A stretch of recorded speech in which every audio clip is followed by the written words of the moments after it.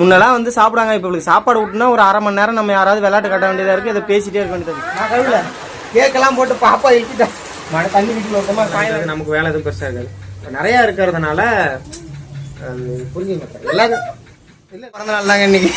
அடித்து நவுத்துது மழை இழக்கணும்னு. அவன் எனக்கு சிவாவுக்கு வந்து 5வது பிறந்த நாள் ஸ்டார்ட் ஆகிருக்கு. சரி அப்படியே இன்றைக்கி அவன் நிறைய ஆசைப்பட்டிருந்தான். அதெல்லாம் செய்யலான்னு சொல்லிட்டு முதல்ல கோயிலுக்கு வரலான்னு சொல்லிட்டு நாங்கள் இப்போ என்னன்னா எங்கள் கோயிலுக்கு வந்தோம், பெரிய கோயில் சிவன் கோயிலுக்கு. அப்படியே முடிச்சுட்டு போயிட்டு தான் அடுத்தது இன்றைக்கி என்னெல்லாம் பண்ணுறோங்கிறது தான் இந்த வீடியோ. அப்படியே புதுசாக பார்த்தா சப்ஸ்கிரைப் பண்ணுவாங்க. வாங்க அப்படியே லாக் பண்ணி போடுறோம். ஆமாம், அப்புறம் என்ன பண்ணிடுறீங்க? கரண்ட் வர நிறுத்திக்கிறாங்க. இது ஒரு பிரச்சனையாக இருக்குது நம்ம ஏரியாவில். ஒன்றும் முடியல, எரியுது. சிவா பையன் இந்த ஃபோட்டோக்கு போஸ்ட் கொடுத்தா மட்டும் மூஞ்ச பல ஆங்கிளில் மாற்றுவான், ஒரு இடத்துல நிற்கவே மாட்டான். கோயிலுக்கு சாமி கும்பிட வந்தாங்கன்னா இது வந்தான்னு தெரியல. கேக்குன்னு இதே தான் கேட்குறான், சாமியை கும்பிட மாட்டேங்கிறான். அவ்வளோதான். அப்புறம் என்னம்மா போகலாம். கோயிலுக்கு போயிட்டு அப்படியே வர்றவங்களே கேக் வாங்கினாங்க. ஒரு 1/2 கிலோ மட்டும் தான் வாங்கணும், அதிகமாக எதுவும் வாங்கலை. இது அவன் எதாவது ஏமாந்துடக்கூடாது தான். நாங்கள் பெருசாக எதுவும் பண்ண மாட்டான். நாங்களாம் என் பிறந்த நாளுங்கிறதே மறந்துடுவோம். அப்பப்போ ஏதாவது ட்ரெஸ்லேருந்து கால் பண்ணி உங்களுக்கு நீ பிறந்த நாளே காசு போட்டு விடுங்க எதானா, நானே வழி இல்லாமல் உட்காந்துருக்கேன், எப்படி போகிறதுன்ட்டு ஃபோனை வைக்கிற ஆள் நான். சிவா ஏன்னா சின்ன வயசில் இந்த மாதிரிலாம் எனக்கு எதுவுமே பண்ணதே இல்லை. அவங்க சாக்லேட்டு வாங்கி வரஞ்சு ஒரே டைம் கொடுத்துருக்கேன். அதுக்கப்புறம் இதெல்லாம் என்னன்னே தெரியாது.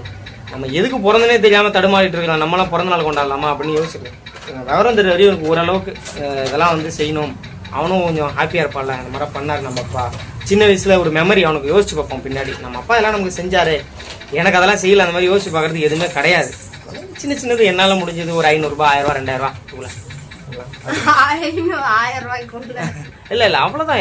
என்ன சொல்கிறது, எனக்கு நம்ம பட்ஜெட் அவ்வளோதாங்க. நான் பெருசாக இந்த மாதிரி வெட்டி செலவுகள் பண்ண எனக்கு பிடிக்காது. கறி மீன் எடுத்து சாப்பிட்லாம். இந்த கேக் வாங்குறது, சாக்லேட் வாங்குறது, இதெல்லாம் வெட்டி செலவு தான் என்ன பொறுத்த அளவுக்கு. ட்ரெஸ்ஸுமே ரொம்ப ஆடம்பரமாக அதிகமாக செலவு பண்ணி போகிறதுலாம் எனக்கு பிடிக்காது. அந்த காசை வேறு எதாவது பண்ணலாம், சேர்த்து வைக்கலாம், சாப்பாடெல்லாம் வாங்கி யூஸ் பண்ணிக்கலாம்.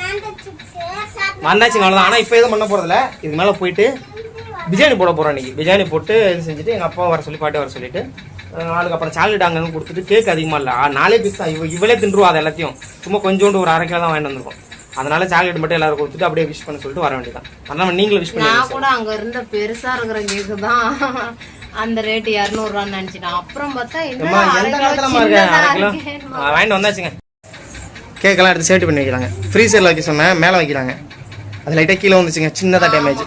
ரொம்ப சைடு மட்டும். என்ன எப்படி திங்க தான் போகிறோம், எப்படி சாப்பிட தான் போகிறோம். இவன் வேற அதுக்கு மேலே இருக்கான். கேக்கு வெட்ட போகிறாங்க, பிரியாணி போடுறான், அது போடுறோன்னு எதுவும் போடல. கிளைமேட் வேற வருது, அதெல்லாம் அதிகமாகிடுச்சு. ஐயோ பிறந்த நாள் தாங்க இன்னைக்கு. அடிச்சு நவுத்துது மழை இழக்கணும்னு. அவன் எனக்கு நான் கழுவில கேக்கெல்லாம் போட்டு பாப்பா இழுக்கிட்டேன். மழை தண்ணி வீட்டில் ஓட்டமா காயலாடு. பிறந்த நாள் முடிஞ்சது, கேக்கு வெட்டியாச்சு. இப்போ நீ ஆசை திரு 2 பேரும் அந்த கேக்கு தின்னு காலி பண்ணு. இவங்க பிறந்த நாள் கொண்டாடுறது கேக்கு திங்கிறதுக்கு தான். சும்மா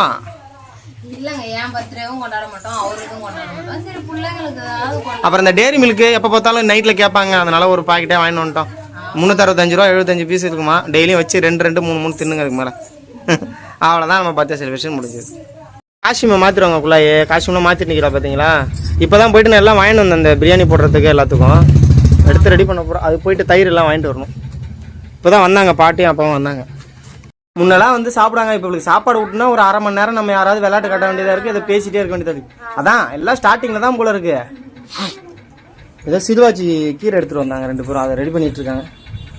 அவன் சிவா நொய்னு ஏதோ பேசிட்டு தான் இருப்பான்.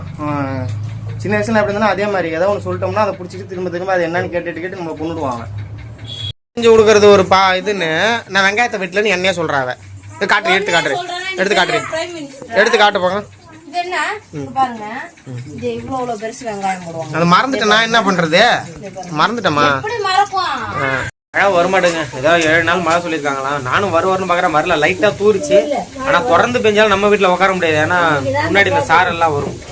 இன்னமும் சரி பண்ணவே இல்லை, அப்படியே தான் இருக்குது. ஆனால் குள்ளாய்க்கு வந்து ரொம்ப பெரிய மனுஷங்க வர எவ்வளோதான் வேலை செஞ்சாலும் சலிக்க மாட்டேங்கிற. ஆரம்பத்தில் ஒன்றும் பெருசாக வேலை செய்ய மாட்டா. எந்த வேலை செஞ்சாலும் அப்படியே ஒரு சைலண்ட். ஆரம்பத்துல வேலை செய்யாதப்பலாம், அவ்வளோ வேலை இல்லாதப்பலாம் ஹெல்ப் பண்ணாரு. இப்போ டெய்லி தலைக்கு மேல வேலை இருக்கா, நான் இப்போ ஹெல்ப் பண்ணல. அப்படி இல்லைங்க, நமக்கு பொறுப்பு நிறைய வேலைலாம் இருக்கு. நான் அப்புறம் இப்போ கூட இல்லை, டைம் ஸ்பெண்ட் பண்ணல, ஹெல்ப் பண்ணல அப்படின்னு சொல்றது இது எல்லாருக்கும் நடக்கிறதா ஒரு குறிப்பிட்ட இதுக்கு மேலே. அதுக்கப்புறம் அவங்கவுங்க வேலைன்னு இருக்கும். ஸ்டார்டிங்கில் நமக்கு வந்து குழந்தைங்க அதெல்லாம் இருக்காது, நமக்கு வேலை எதுவும் பெருசாக இருக்காது. இப்போ நிறையா இருக்கிறதுனால புரிஞ்சுக்க மாட்டேன். எல்லாரும் இல்லை இல்லை அவங்க அப்படிதான் உட்காந்துருக்காங்க. பெட்டியில இது சிவன்யா இங்க பாருங்களா சிவன்யாவா சிவன்யாவே அதிகமாக வெளியில் தூக்கிட்டு போகிறதே இல்லைங்க, வீட்டுக்குள்ளேயே தான் வச்சிருக்கான். இப்போ கொஞ்சம் கிளைமேட்டு அப்படியே நல்லா மழை வர்றதுனால எங்கள் அப்பா கொஞ்ச நேரம் வெளில போய் வச்சிரு அப்படின்னா அதுக்கே வந்து ஃபுல்லாகி வந்து 1008 ரூல்ஸ் போட்டு தான் அனுப்புறா. ஜட்டி போட்டு தான் தூக்கிட்டு போகணும், இந்த எல்லையை விட்டு தாண்டக்கூடாது அப்படின்னு சொல்லி ரூல்ஸ் எல்லாம் போட்டு தான் வெளியில் அமுச்சு விட்றான். அரைச்சி தாங்க வைக்க சொல்லிருக்காங்க. எப்போ பார்த்தாலும் இந்த தக்காளியை தூக்கி போகிறதே இவங்களுக்கு வேலையாக இருக்குது சிவாவுக்கும். அது இல்ல, அதுவும் இல்லாம இவங்க தூக்கி தூக்கி போடுவாங்க. என் மாமனார் என்ன பண்ணுவாருன்னா, தக்காளி எதுக்கு போடுறீங்க, தக்காளி ஏன் போடுறீங்க ஏன் போடுறீங்கன்னு கேட்டுட்டே இருப்பாரு. தக்காளி யூஸ் பண்ணாதீங்கன்னு சொல்லி இவங்க அக்காவும் அப்படிதான், தக்காளி யூஸ் பண்ண மாட்டாங்க பிரியாணிக்கு அதிகமா. வெங்காயம் அப்படியே கொஞ்சோண்டு தக்காளி போட்டு அவ்வளவுதான் கறி அப்படி போட்டு அவங்க பிரியாணி செய்வாங்க. ஆனா நான் இங்க ஃபுல்லா வந்து தக்காளி அதிகமா போட்டு போட்டு செஞ்சு பழக்கமானால எனக்கு அப்படி செஞ்சாதான் பிடிக்கும். அதுவும் இப்போ அரைச்சி வைக்க சொல்ற காரணம் என்னன்னு கேட்டீங்கன்னா, நல்லா இருக்கு. நம்ம நார்மலா செய்யறத விட கொஞ்சம் மசாலாலாம் நல்லா ஏறுதா, அதெல்லாம் அரைச்சி செஞ்சு கொடுன்னு கேட்பா. அப்பப்போ இந்த மாதிரி எதாவது செஞ்சு கொடுப்பா. அந்த கட்டை சொறி விட்டு போகலான்ட்டு வந்தாங்க. இந்த கட்டை அப்படியே முளைக்குது, சும்மா வச்சுருந்தா கிட்டத்தட்ட ஒரு 10 நாள் ஆகுது. ஆனால் அந்த கட்டையெல்லாம் வெட்டி போட்டு இருந்தாலும் அது சாவில் முளைக்குது. அதான் சரி அப்படியே மழை வர்ற மாதிரி இருக்கா, அப்படியே போயிட்டு வச்சு விட்டு போயிடலான்னு வந்தேன். மரத்தில் மாங்காய் இன்னும் பிஞ்சாவே தான் இருக்குது. அதிகமாக மாங்காயெலாம் நிறையா கொட்டி போச்சு, பழுத்து பழுத்து அப்படியே கொட்டுது. முருங்கைக்கட்டையை வச்சுட்டு விட்டு வந்தாங்க. இப்போ கீழே மாங்காய் நிறையா காய்ச்சிட்டு இருக்குது. ஆனால் அது இப்படியே கொட்டிடும், இல்லைன்னா ஏதோ ஒன்று ஆகிடும். அங்கே ஆள் நடமாட்டா இருக்கணும், நம்ம பராமரிப்பு இருந்தால் சரி விட. எல்லாமே இல்லை திட்டுற அம்மா நேரம் அதுக்கு எங்கடா போயிட்டு வரேன்னு எல்லாத்தையும் ரெடி பண்ணிட்டு இருக்கா போல. ஏன்னா வீடியோ கண்டினியூ பண்ணுவாங்க, அப்புறம் நான் அதுக்குள்ள ஏதாவது எல்லாம் செஞ்சு முடிச்சுன்னா அப்புறம் ஒண்ணுமே பண்ண முடியாது. அதே வீடியோ எடுக்கவே இல்லை நாங்கள் 2 நாளாவே.